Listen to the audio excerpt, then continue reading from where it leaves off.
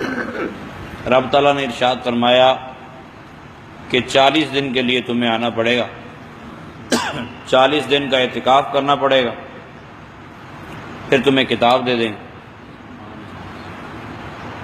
تو موسیٰ علیہ السلام نے 40 دن کا اعتکاف کیا۔ رسول پاک صلی اللہ علیہ وآلہ وسلم نے رمضان المبارک کا اعتکاف کیا، پہلے 10 دن بھی کیا ہے، درمیان والے 10 دن بھی کیا ہے، پھر آخری 10 دن بھی فرمایا۔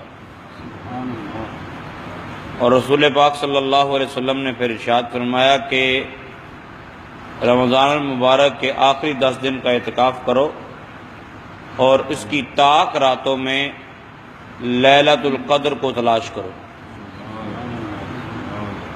تو لیلۃ القدر اس کی آخری طاق راتوں میں ہے۔ یہ رسول پاک صلی اللہ علیہ وسلم کی سنت ہے۔ ہمارے ہاں 10 دن کا اعتکاف ہوگا اس دفعہ خصوصی طور پر۔ یہ مہم ہے کہ جو نوجوان طبقہ ہے وہ اعتکاف ضرور بیٹھے۔ موسیٰ علیہ السلام تشریف لے گئے، آپ نے اعتکاف کیا، پیچھے 6 لاکھ کم و بیش بنی اسرائیل چھوڑ کے گئے تھے۔ سامری جادوگر نے کمال دکھایا،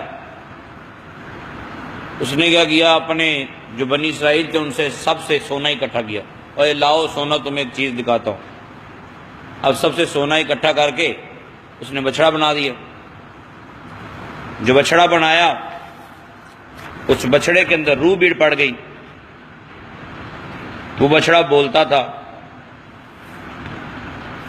یہ واقعہ جو میں آپ کو عرض کر رہا ہوں یہ سورہ طٰہٰ کی آیت نمبر 88 سے شروع ہوتا ہے کہ سامری جادوگر نے جو بچڑا بنایا وہ بچڑا بولتا تھا۔ اس نے کہا موسیٰ علیہ السلام غلطی سے چلے گئے کوہ طور پہ، تمہارا رب تو یہ ہے۔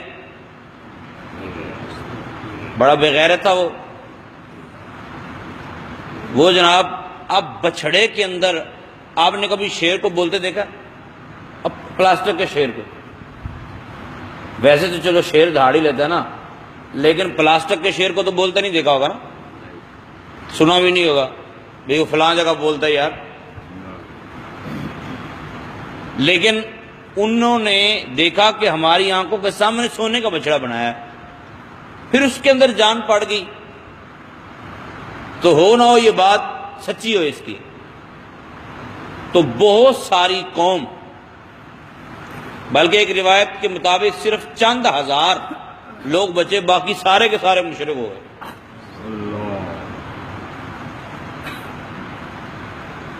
تو میرا سوال یا بعض عشاق کا سوال ایک حدیث پاک کو پڑھ کر کہ نبی اکرم صلی اللہ علیہ وسلم نے ارشاد فرمایا فواللہ ما اخاف علیکم ان تشرکوا بعدی، بخاری کی روایت ہے کہ مجھے اس بات کا کوئی خوف نہیں ہے کہ میرے بعد تم مشرک ہو جاؤ۔ تو سوال یہ ذہن میں آتا ہے کہ موسیٰ علیہ السلام 40 دن کے لیے گئے امت کو چھوڑ کر، تو امت مشرک ہو گئی۔ آمینہ کے لال فرماتے ہیں کہ مجھے قیامت تک تمہارے اوپر شرک کا خوف ہی کوئی نہیں، بلاکن اخاف ان تنافسوا فیہا، ہاں مجھے یہ خوف ضرور ہے کہ تم دنیا کی رنگینیوں میں گم ہو جاؤ۔ ہاں یہ نہیں ہے تم گناہ گار ہو سکتے ہو، غدار نہیں ہو سکتے۔ تو یا رسول اللہ صلی اللہ علیہ وسلم، موسیٰ علیہ السلام کی قوم گئی اور آپ فرما رہے کہ میری قوم مشرک نہیں ہوگی۔ ریاکاری والا شرک پایا جائے گا لیکن شرک جلی نہیں پایا جائے گا۔ رحمت عالم صلی اللہ علیہ وسلم کی طرف سے جواب آئے گا، کبھی عالم تخیل میں آپ سوال کرو تو جواب یہ آئے گا کہ اعتکاف کا مطلب ہوتا ہے مخلوق سے رشتہ توڑ لینا اور خالق سے رشتہ جوڑ لینا، بس یہ معنی ہوتا ہے اعتکاف۔ تو موسیٰ علیہ السلام نے 40 دن کے لیے ایسا کیا تو امت مشرک ہو گئی۔ تو محبوب پاک علیہ السلام کے فرمان کا مفہوم یہ ہے کہ میں نے قیامت تک اپنی امت سے نگاہ ہٹانی نہیں ہے۔ اب وہ روایت سمجھ میں آئے گی، سرکار دو عالم صلی اللہ علیہ وسلم نے فرمایا حیاتی خیر لکم و مماتی خیر لکم، میرا دنیا میں رہنا بھی تمہارے لیے بہتر ہے، میرا دنیا سے پردہ کر کے جانا بھی تمہارے نقصان دہ نہیں ہوگا، فائدہ مندی ہوگا۔ یا رسول اللہ کیسے؟ فرمایا کہ میرے جانے کے بعد بھی تعرض علی اعمالکم، تمہارے نامہ اعمال میری بارگاہ میں پیش کیے جائیں گے۔ اگر کسی کا اچھا نامہ اعمال دیکھوں گا خوش ہوں گا، اللہ تعالیٰ کی حمد و ثنا کروں گا، اگر برا نامہ اعمال دیکھوں گا تو بھی اس کے لیے بخشش کی دعا کروں گا، سبحان اللہ، تو امت پر نگاہ رکھوں گا۔ تو نبی پاک صلی اللہ علیہ وآلہ وسلم کے غلاموں، اب ہوا یوں کہ موسیٰ علیہ السلام واپس تشریف لائے۔ آپ نے آ کے حضرت ہارون علیہ السلام جو آپ اپنا نائب مقرر کر کے گئے تھے ان کو کافی سختی فرمائی۔ بعد میں آپ نے سامری جادوگر سے پوچھا کہ ذلیل آدمی تو نے یہ کیسے کیا؟ یہ بات آیت نمبر 95 آیت نمبر 95 سورہ طٰہٰ کی، یہ پارہ نمبر ہے 16۔ اب جس سے مرضی ترجمہ کروا لیجئے۔ قال فما خطبک یا سامری، سامری تو نے یہ کیسے کیا؟ اس نے کہا جناب میں بتاتا ہوں میں نے کیسے کیا۔ کہنے لگا قال بصرت بما لم یبصروا به فقبضت قبضة من اثر الرسول، کہتے میں نے ایک مرتبہ جبریل کو گزرتے ہوئے دیکھا، جبریل کو گزرتے ہوئے دیکھا۔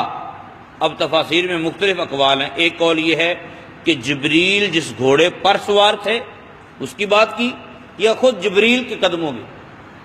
تو جبریل جس گھوڑے پر سوار، میں نے جبریل کو گزرتے ہوئے دیکھا، تو جبریل جس گھوڑے پر سوار تھے اس گھوڑے کا جہاں قدم لگتا تھا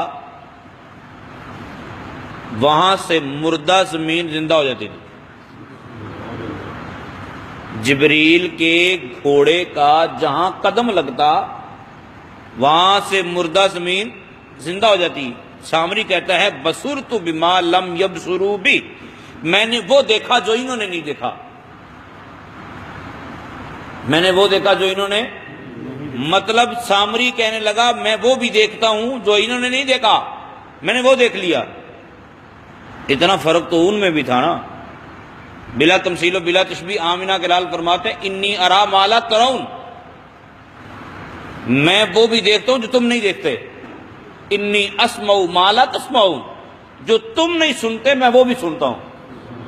اسی لیے فرمایا کہ میں اپنی ماں کے شکم اطہر میں تھا۔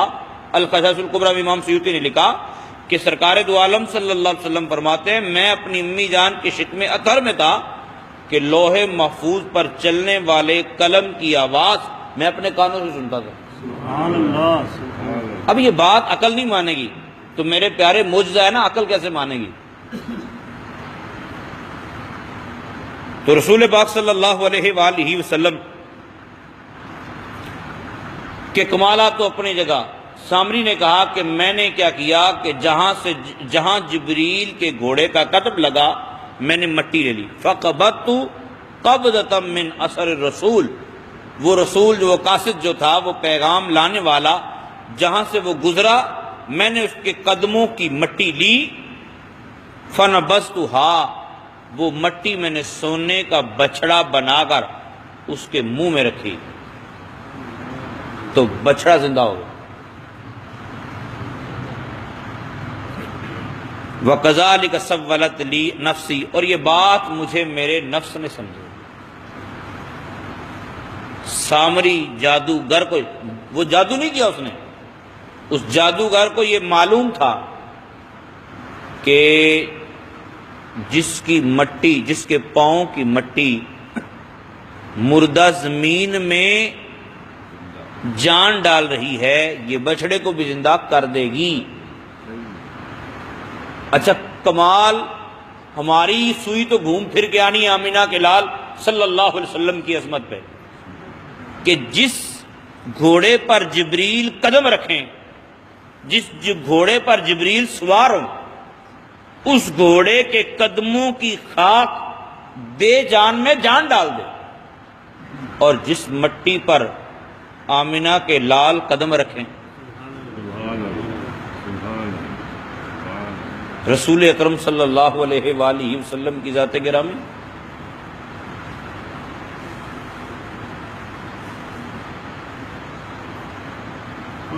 سیدی اعلیٰ حضرت فاضل بریلوی رحمۃ اللہ تعالیٰ علیہ ارشاد فرماتے ہیں، مٹی کا ذکر کرتے ہیں، مٹی کا ذکر کرتے ہوئے آپ کہتے ہیں ہم خاک ہیں اور خاک ہی ماوا ہے ہمارا، ہم مٹی ہیں اور ہم نے مٹی میں ہی چلے جانا ہے، مٹی ہمارا ٹھکانہ ہے۔ ہم خاک ہیں اور خاک ہی ماوا ہے ہمارا، خاکی تو وہ آدم جد اعلیٰ ہے ہمارا۔ اور مٹی کا ذکر کرتے ہیں، یہ تاجدار بریلی کا کلام تھا اور کمال کا کلام ہے۔ آپ فرماتے ہیں جس خاک پہ رکھتے تھے قدم سید عالم، سبحان اللہ، اور جبریل کا گھوڑا جہاں قدم رکھے اس مٹی کا کمال یہ ہے کہ جان پڑ جائے۔